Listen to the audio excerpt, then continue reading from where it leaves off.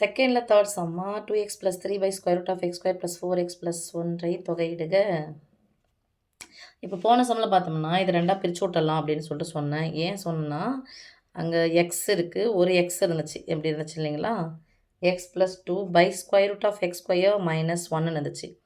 இப்போது X 2x², இது என்னது x² த ஹோல் பவர் 1/2வா? இதை நம்ம வகைப்படுத்தும் போது இதை கூட விட்டுடலாம். வகைப்படுத்தினா 2 × x வருது. திருப்பியும் வகை நம்ம தொகைப்படுத்துகிறோம்னா வெறும் எக்ஸ் மட்டும் நமக்கு கிடைக்குன்றதுனால தான் நான் அப்படி தனியாக எடுத்துட்டேன். ஓகே, இப்போது இதை எடுக்கும்போது என்னென்னா ஏ ஆஃப் பகுதியினுடைய வகையிடல் ப்ளஸ் பின்னு போடணும். ஏன்னா அங்கே ஸ்கொயர் இருக்குது. ஸோ 2x + 3a நான் என்ன போட போகிறேன், ஏ ஆஃப் பகுதியின் வகையிடல். இந்த ஸ்கொயர் ரூட்டுக்குள்ளே விட்டுருங்க, ஸ்கொயர் ரூட்டுக்குள்ளே இருக்கிறது பாருங்கள். பகுதியை வந்து வகைப்படுத்தணும், ஸ்கொயர் ரூட் விட்டுணும் சாமி, உள்ளே என்ன இருக்கோ அதை மட்டும் பாருங்கள். வகைப்படுத்தினா 2x + 4 கிடைக்குமா? Okay, plus B. இப்போ இதை உள்ளே எடுத்து பெருக்குங்க. So 2 × ax + 4a + b = 2x + 3. இதில் கெழுக்களை சமப்படுத்த போகிறோம். கெழுக்களை சமப்படுத்தினா 2xக்கு பதிலாக x இருக்குது, 2aக்கு பதிலாக ஒரு 2 இருக்குங்களா? This employs a = ஓரன் 2. ரைட்மா? அடுத்தது 4a + bக்கு பதிலாக என்ன இருக்குது, +3 இருக்குது. ஏனுடைய மதிப்பு +1. ஸோ +1ன்னு போட்டால் 1 4 4 +4 அந்த பக்கம் போச்சுன்னா -4 மாறும். குறிகள் வேறு மாதிரியாக தான் கழிக்கணும். பெரிய எழுந்து சின்ன கழிச்சிட்டு பெரியனுடைய குறி போட்டால் -1. ரைட்? இதில் கொண்டு போய் நான் அப்ளை பண்ண போகிறேன்.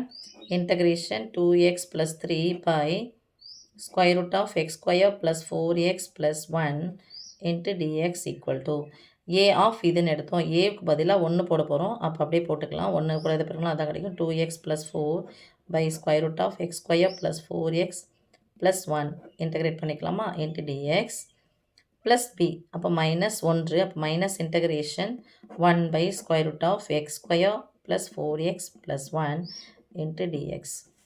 இது ஸ்கொயர் ரூட்டுக்குள்ளே இல்லை அப்படின்னு சொன்னால் பகுதியின் வகையிலாம் தொகுதி வந்திருக்குன்னு சொல்லிட்டு போட்டால் நம்ம லாக் ஆஃப்னு போட்டலாம். பட் இது ஸ்கொயர் ரூட்டுக்குள்ளே இருக்குது. லேட் இந்த போர்ஷனில் மட்டும் I1ல். So I = I1 - I2. Okay, இப்போ I1ல் லெட் t = x² + 4x + 1 எடுக்கிறேன்.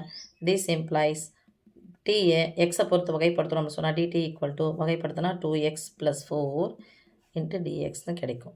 ஸோ 2x + 4 × dxக்கு பதிலாக நான் என்னென்னு போடலாம், dtன்னு போடலாம். ரைட்? அப்படியே I1ல் போயிடலாமா?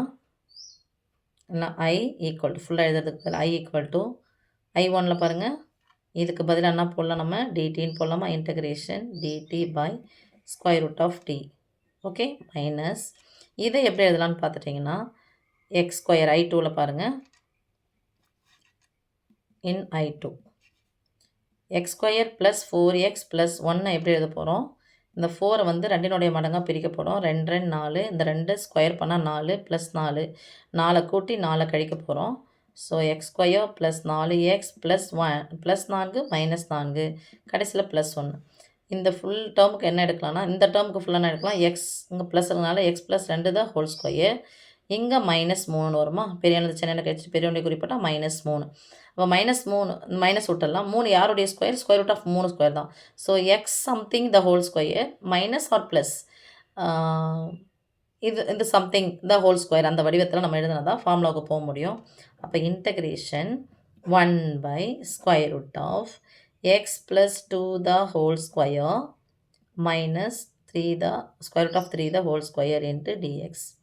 இப்போ இன்டகிரேஷன் ஸ்கொயர் ரூட்டுன்னு சொன்னாவே அடுக்கு 1/, அப்படின்னு சொல்லிட்டு அர்த்தம். அடுக்கு 1/2 வகுத்தில் இருந்துச்சுன்னா மேலே போகும்போது பெருக்கலாம் மாறும். அப்போது t power -1/2 × dt minus integration 1/√(x + 2 the whole square minus √3 the whole square × dx.